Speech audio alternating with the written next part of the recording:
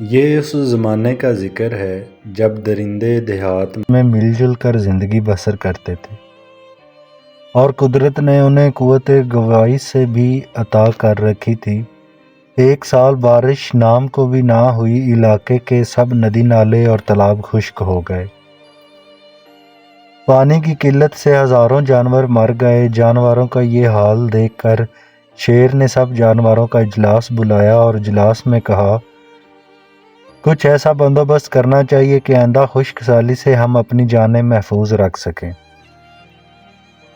ہمیں ایسے ملک میں چلنا چاہیے جہاں خشک سالی کا خطرہ نہ ہو۔ لنگور نے تجویز پیش کی۔ یہ سن کر کچھوا بولا، میں اتنا طویل سفر نہیں کر سکتا، راستے ہی میں مر جاؤں گا۔ ہمیں خشک سالی کا عرصہ سو کر گزارنا چاہیے۔ سانپ کی یہ تجویز تھی۔ لیکن میں اتنا عرصہ سو نہیں سکتا، خرگوش نے کہا۔ آخر بڑی بحث و تمہیس کے بعد گدڑ اور بھیڑیے نے یہ تجویز پیش کی کہ تمام جانور مل کر ایک تالاب کھودیں گے۔ بارش کے موسم میں تالاب بھر جائے گا اور ہم خشک سالی سے محفوظ رہیں گے۔ یہ تجویز سب جانوروں نے منظور کر لی۔ دوسرے روز تالاب کھودنے سے پہلے یہ فیصلہ کیا گیا کہ ہر جانور باری باری کھودنے کا کام کرے، اور یہ بھی طے کیا گیا چونکہ بھیڑیے اور گدڑ کی یہ مشترکہ تجویز تھی، لہذا سب سے پہلے بھیڑیا کام کرے اور سب کے بعد گدڑ۔ کھدائی شروع ہو گئی اور آخر میں جب گدڑ کی باری آئی تو وہ غائب تھا۔ چونکہ تالاب تقریباً مکمل ہو چکا تھا، اس لیے یہ فیصلہ کیا گیا کہ گدڑ کے بغیر ہی کام کر لیا جائے۔ چند روز کے بعد مسلح دار بارش ہوئی، تالاب صاف پانی اور میٹھے پانی سے لبالب بھر گیا۔ پھر جانوروں نے یہ قانون بنا دیا کہ اس تالاب سے پانی پینے کی اجازت اسے ہی ہے جس نے کھدائی میں مدد کی تھی۔ پاس ہی جھاڑیوں میں چھپا ہوا گدڑ یہ سن رہا تھا۔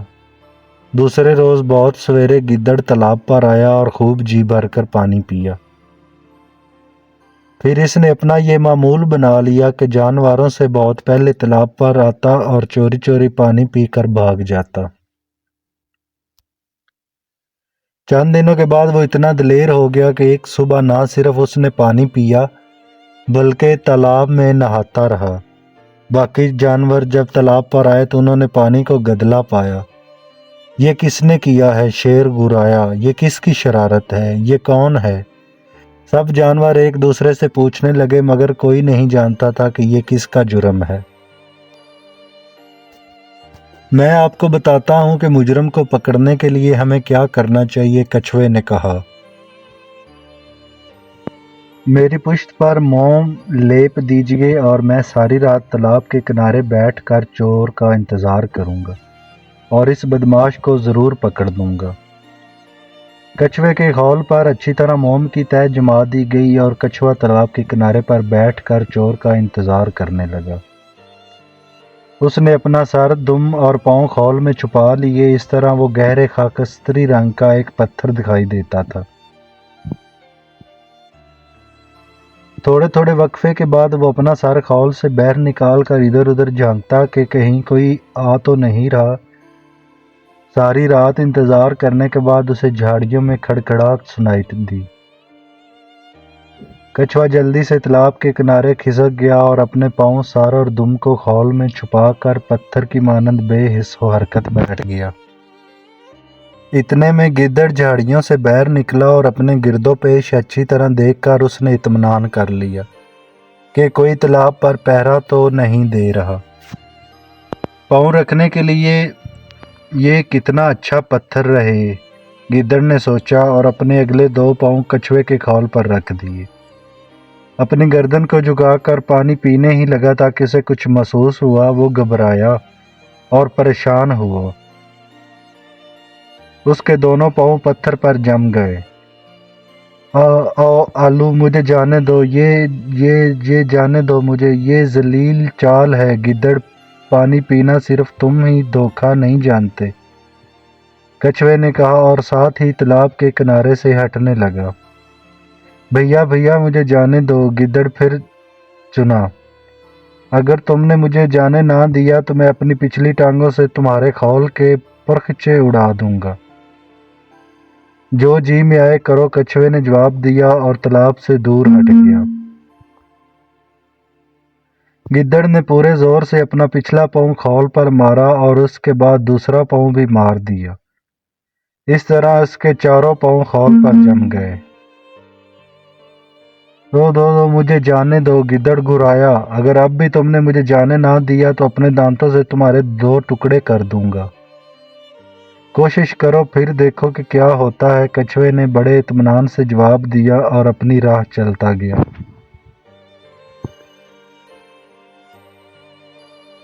गिद्दड़ ने जोर से खौल पर दांत मारे कि इसका जबड़ा भी इस पर जम कर रह गया।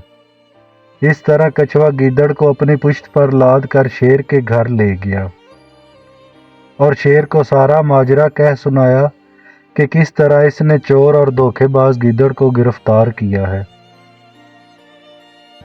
जब जानवरों ने ये खबर सुनी तो सब गिद्दड़ को देखने के लिए वहां जमा हो गए। किसी ने भी गिद्दड़ की इस हालत पर रहम न खाया, बल्कि हर एक ने ये राय जाहिर की कि गिद्दड़ को बददियांती और फरेबदेही के जुर्म में सजाए मौत दी जाए। तुम्हारी जिंदगी कल तक है, शेर ने कहा। हम तुमसे इतनी रायत कर सकते हैं कि तुम खुद ही अपनी मौत का तरीका मुंतखब करो। आपका शुक्रिया, गिद्दड़ ने मुर्दा सी आवाज में कहा और फिर सोच में पड़ गया कि क्या कोई ऐसा तरीका हो सकता है जिससे जान बच सके। दूसरे सब जानवर गिद्दड़ की सजाए मौत को देखने मुकर्ररा जगह पर पहुंच गए। भेड़िए को जलाद बनाया गया। क्या तुम फैसला कर चुके हो कि तुम्हें किस तरह हलाक किया जाए? शेर ने पूछा। मैंने एक दफा बंदर को चूहा हलाक करते देखा था। उसने चूहे को दुम से पकड़कर घुमाया और फिर दरख्त के तने पर जोर से दे मारा। मैं ऐसी ही मौत मरना चाहता हूँ, गिद्दड़ ने जवाब दिया। अगर मुझे इतनी आज़ादी हासिल हो कि मैं एक और तजवीज़ पेश करूं। हाँ कहो, शेर ने कहा। मुझे ये कहने की इजाज़त दी जाए कि आप सब यहाँ से दूर दूर खड़े हो जाएं, क्योंकि जब भेड़िया घुमाकर मुझे फेंकेगा तो मुमकिन है कि मैं दरख्त की बजाय आप पर मर पड़ूं और ये मेरी बड़ी बदकिस्मती होगी। जानवरों ने इस तजवीज़ को मंजूर कर लिया और दरख्त से दूर जाकर बैठ गए। यहाँ से वो गिद्दड़ की सज़ा को अच्छी तरह देख सकते थे। रात को खाने के लिए गिद्दड़ को जो गोश्त दिया गया था उसने गोश्त से चर्बी बचा कर रख ली थी और सुबह होते ही चर्बी अपनी दुम पर लगा दी और अब उसकी दुम मक्खन की गोली की मानंद चिकनी हो गई थी। भेड़िया आगे बढ़ा और गिद्दड़ को दुम से पकड़कर पूरे जोर से अपने सर के ऊपर घुमाने लगा। जितनी तेजी से वो उसे घुमाता उतनी ही तेजी से उसकी गिरफ्त से दुम फिसलनी शुरू हो गई। इंतहाई कोशिश के बावजूद भेड़िया को ताले में ना रख सका और उससे पहले किसे मालूम होता कि क्या हुआ है, गिद्दड़ दूर जमीन पर सही सलामत जा गिरा। गिरते ही उठा और अपनी जान बचाकर जंगल में गायब हो गया। क्योंकि भेड़िए की गिरफ्त से अचानक गिद्दड़ की दुम निकल गई थी, इसलिए वो अपना तवाज़न कायम न रख सका और धड़म से दरख्त के तने से टकराया। दूर बैठे हुए जानवर इस वाकया से इतने हैरान हुए कि इनमें से एक भी गिद्दड़ के ताक़ब में ना दौड़ा। उस दिन के बाद फिर गिद्दड़ कभी तालाब पर नहीं आया। मुद्दतें गुजर गई, तालाब के बनाने वाले जानवर मर खप गए, मगर अब भी सब जानवरों को उस तालाब का पता है और वो अपनी प्यास बुझाने उस तालाब पर आते हैं। मगर कछुआ गिद्दड़ का जुर्म ना भुला सका और आज भी तालाब के किनारे सारी रात बैठा रहता है ताकि कोई पानी को गंदा ना कर दे। वस्सलाम।